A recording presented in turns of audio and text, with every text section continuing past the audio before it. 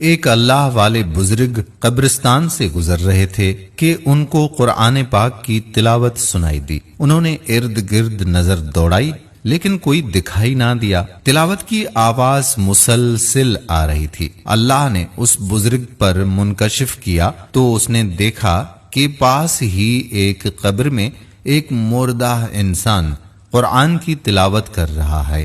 اس بزرگ نے اس کو السلام علیکم کہا تو مردے نے سر اٹھا کر وعلیکم السلام کہا۔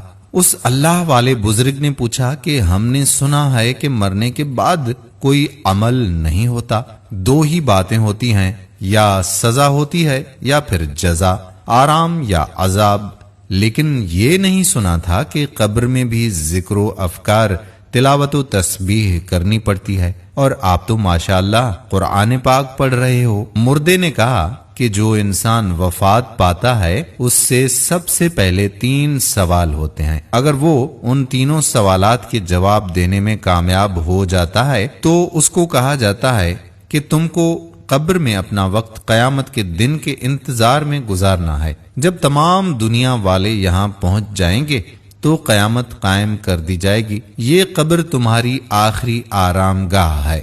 یہاں قبر میں اگر تمہارے پاس کوئی مشغلہ یا کوئی بھی مصروفیت نہیں ہوگی تو تم یہاں اکتا جاؤ گے، اسی لیے تمہارا پسندیدہ کام جو دنیا میں تم کو اچھا لگتا تھا وہ تم بتا دو، تم کو یہاں اس کی اجازت مل جائے گی۔ میں تو دنیا میں قرآن کو محبوب رکھتا تھا، لہٰذا میں نے ان سے کہا کہ مجھے قرآن پڑھنے کی اجازت مل جائے تو میرے لیے بہت کچھ ہے، اسی لیے مجھے یہاں قرآن کی اجازت ملی۔ میں نے قبر میں 70,000 قرآن ختم کیے ہیں، میں آپ کو 70,000 قرآن دیتا ہوں، آپ بس اوپر سے ایک سبحان اللہ کہہ کر مجھے اس کا ثواب دے دیں۔ اس اللہ والے بزرگ نے جب یہ سنا تو سوچا کہ یہ تو بے حد سستا سا سودا ہے، ایک سبحان اللہ کے 70,000 قرآن کریم کا ثواب ملے گا۔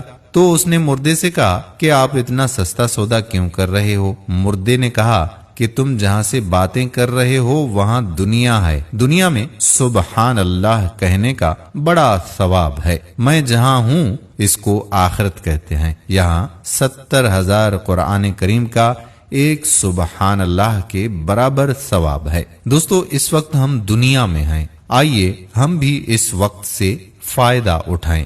کمنٹس میں آپ بھی 2 بار سبحان اللہ لکھیے اور اس کا ثواب کسی اپنے کو بھیج دیجیے۔ اگر ویڈیو پسند آئی ہو تو اپنے دوستو احباب کو شیئر ضرور کر دیں۔ آنے والی ویڈیو تک اپنے میزبان قادر بخش کلہوڑو کو اجازت دیجیے گا۔ اللہ نگہبان۔